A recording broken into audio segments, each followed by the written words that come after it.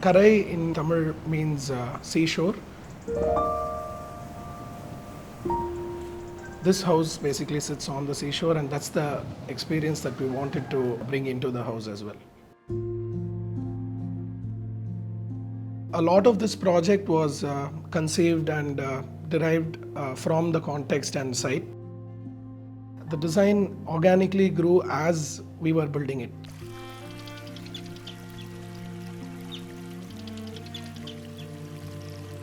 It's about this silence, sound of birds, the sea breeze, the sunlight, the calmness. You don't come here to go inside a room and be isolated. We wanted the house to open out to the context. We wanted the nature to flow into the house. It all gives life to this project. Hi, I'm Vamsi. I'm Sriram. We're partners at Rain Studio of Design. We'd like to perceive ourselves as artists or free thinkers and get excited by anything and everything that has to do with new experiments. Right now, we're sitting in one of our recently completed residential projects. It's called Karai. Karai is for a client for whom we had previously worked on his residence. This is a weekend home which he would be sharing with 3 of his other friends. He wanted a simple G+1 structure. This project is located in Kuvathur. It's 80 kilometers from Chennai towards Pondicherry. It's in a rural setting. The neighboring lands are pretty much uninhabited, and we are about 350 meters from the sea. And the topography between the site and the sea is pretty much flat, so we had to capitalize a lot on the view.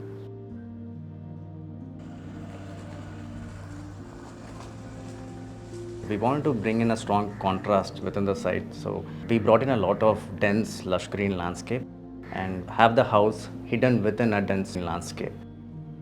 The client wanted an alligator house, so the design process itself started with the courtyard. The planning process started inside out. It's 16 feet by 32 feet. So based on this size, the rest of the house was planned. As one of our design objectives, we wanted the house to be open. At least 70% of the house should be open. Karai shouldn't look like a block that sits within a landscape. It should be like fragments of spaces scattered within a natural setting.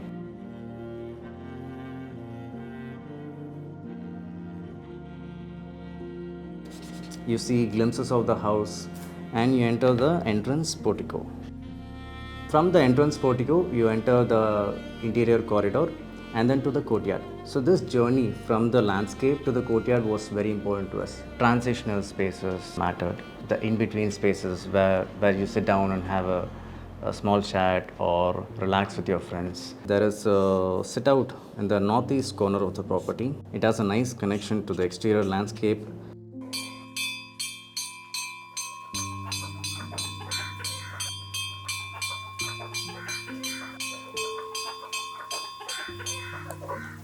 The sit out in front originally was planned as a sit out for people to gather, but now it's where Rajappa feeds and the hens gather together to have their meal, and these intermediate spaces found their own purpose.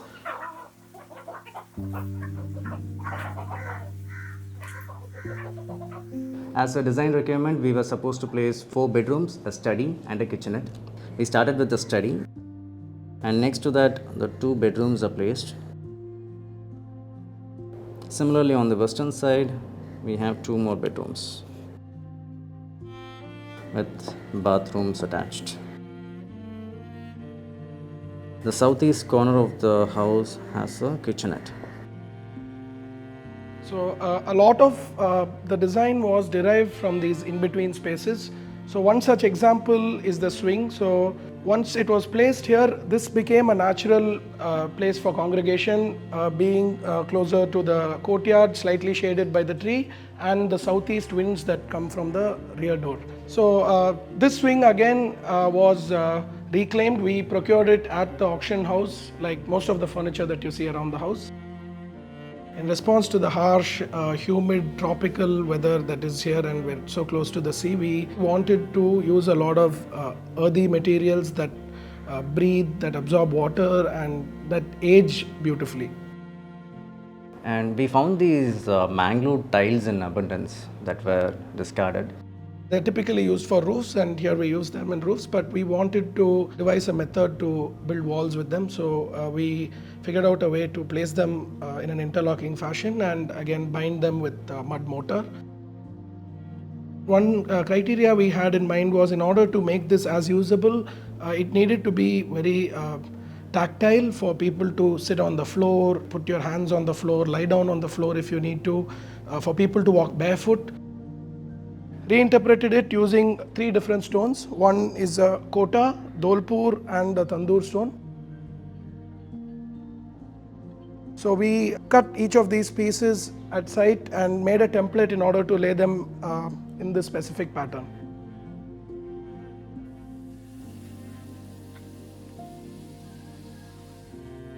We used to be inside at least 2 to 3 days in a week. We used to work hands-on with a lot of the unskilled labor who we locally hired. So we had limited access to skilled labor, limited access to the kind of materials we could procure, the kind of materials we could use.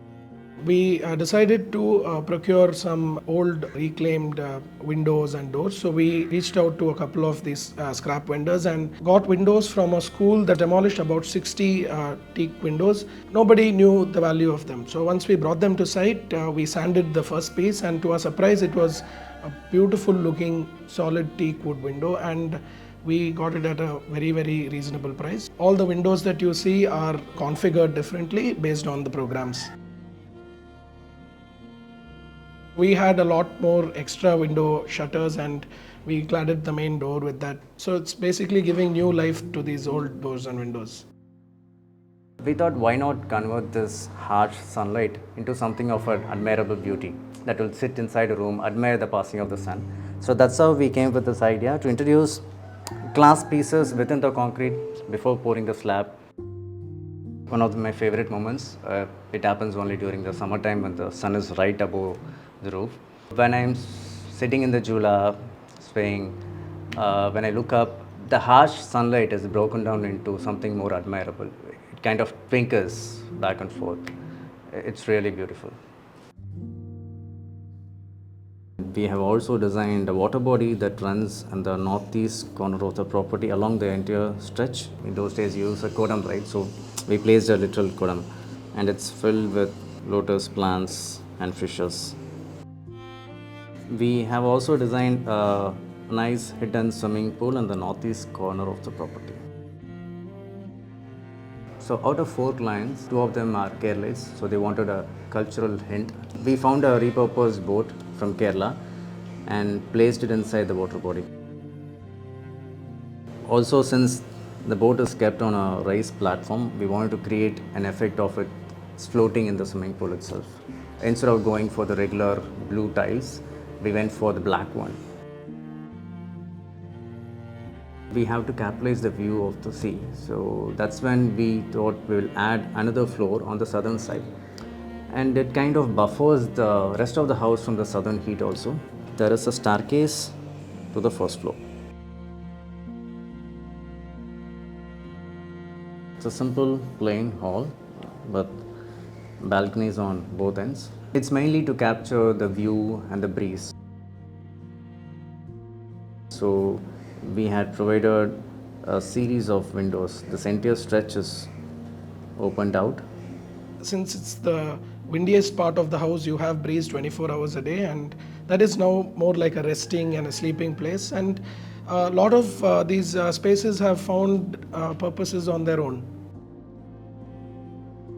It's definitely a project that's very, very close to our heart.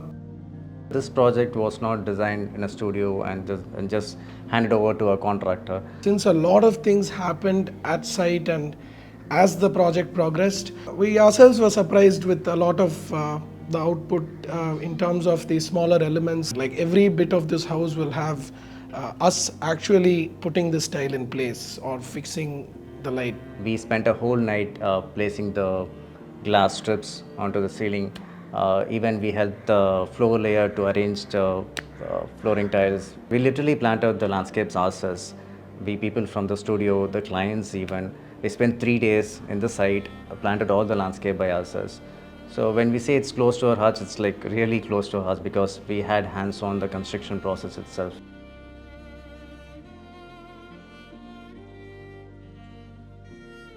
it's like a mother feeling proud of a baby, something that they have created fully by themselves.